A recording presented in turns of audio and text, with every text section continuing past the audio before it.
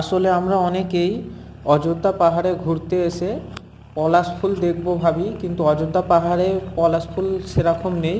পলাশ ফুল বেশি থাকে আশেপাশে গ্রামগুলোতে ছড়িয়ে ছিটিয়ে, যেমন গড়পঞ্চকোটের দিকে বা তোমার ঝালদা সাইড বা ভেটি গ্রাম, বিভিন্ন আশেপাশের জায়গাগুলোতে। কিন্তু একমাত্র এই একটা জায়গা আছে অযোধ্যা পাহাড়ে ঢোকার মুখে, টামনা মোড় হয়ে অযোধ্যা পাহাড়ে কিছুটা আগে,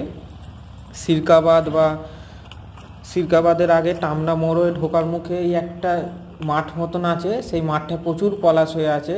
আপনারা যারা যাবেন একটু রাস্তার সাইডটা খেয়াল রাখবেন, দেখবেন এরকম একটা জায়গা দেখতে পাবেন। এই জায়গাটা খুব সুন্দর, জায়গাটা খুব সুন্দর।